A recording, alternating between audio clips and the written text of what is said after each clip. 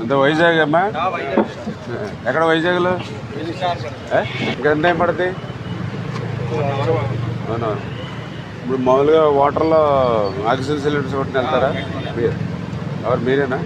ఎంత టైం పడుతుంది కట్ చేయడానికి? జనరల్గా ఇప్పుడు ఇది ఉందంటే హాఫ్ కింద కట్ చేస్తారా? వుడ్ ఐరన్ కూడా కట్ అయిపోతుంది దానికి. ఇప్పుడు రెండు కట్ చేసి ఉడికి పైకి లేపితే అంటే పైకి లేపితే ఉడికి అలా లేస్తుందా? అంటే ఎంత లేపగలుగుతుంది పైకి? రెండు టైపులు బెలూన్ ఉన్నాయి సార్. అది ఒక టైప్ బెలూన్ ఎయిర్లో ఉంటుంది సార్, 1 మీటర్ హైట్. అంటే వాటర్లో లేపొస్తుంది సార్ సమానంగానే. ఉన్నాయి సార్ అవి ఫ్లోటింగ్ బెలూన్ మనం కంట్రోల్ చేసుకోవడం ఎలాగా? దాని నుంచి ఓస్ పైప్ కనెక్షన్ అదే ఆ కనెక్షన్ మన దగ్గర ఉంటుంది కదా. దగ్గర 17 టన్నులు ఉండేటువంటి కౌంటర్ వెయిట్ని వితిన్ డేస్లో మనం చేయగలిగాం. కానీ ఏదైతే వైఎస్ఆర్సీపీ కుట్రల్ని బద్దలు కొట్టడానికి ఛేదించడానికి మాత్రం చాలా సమయం పడుతుంది. ఏదైతే ఈ యొక్క ప్రకాశం బ్యారేజీకి అడ్డుపడినటువంటి ఆ పడవల్ని తొలగించేటువంటి పని నిన్న ఉదయం మొదలు పెడితే రాత్రి వరకు కూడా ఎన్ని ప్రయత్నాలు చేసినా కూడా సఫలం కానిటువంటి పరిస్థితి. అంటే ఏదైతే గతంలో ఒక పడవ దీన్ని అడ్డుకున్నప్పుడు కూడా ఎవరైతే బెకమ్ సంస్థ ఎవరైతే ఉన్నారో వాళ్ళే ఆ పడవని తీయడం జరిగింది. దానికి మించినటువంటి క్రేన్స్ భారీ వాహనాలు పట్టుకొచ్చి నిన్న పడవల్ని లాగడానికి ప్రయత్నం చేస్తే సాధ్యం కాల.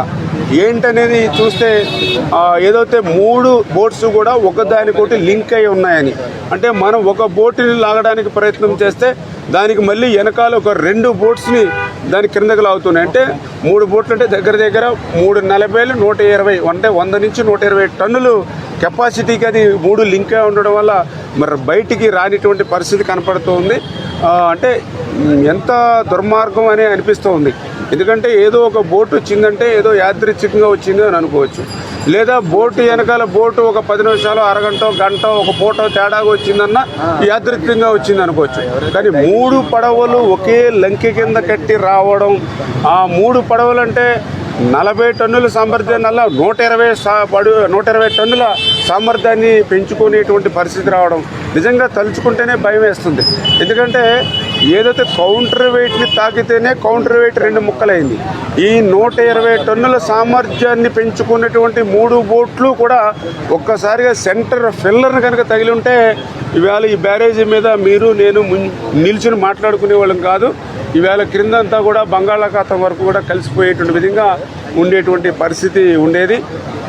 అదేవిధంగా ఇంకొకటి కూడా చెప్తూ ఉన్నారు, ఏదైతే ఆ పడవల్లో శాండ్ కూడా నింపి ఉండొచ్చు అని కూడా చెప్తూ ఉన్నారు.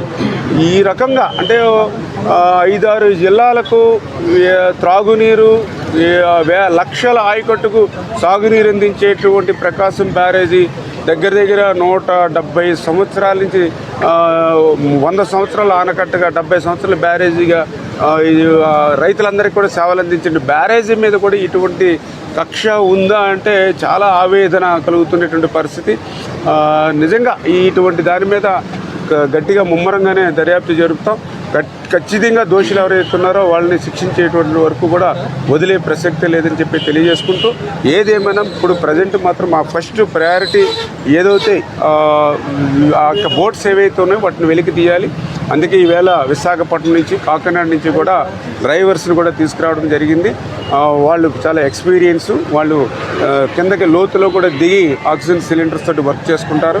అదేవిధంగా వాళ్ళు కూడా కిందకి దిగినప్పుడు ఆ బోట్ ఏదైతే ఉందో ఇప్పుడు తీయడం సాధ్యం అవ్వట్లేదు కాబట్టి దాన్ని 2 హాఫ్లుగా కట్ చేసేసి, అంటే ఒక బోట్ని 2 కింద కట్ చేసేసే విధంగా ఆ కట్టర్స్ ఇవన్నీ కూడా మెటీరియల్ అంతా కూడా ఇప్పుడే తీసుకుని దింపుతూ ఉన్నాం.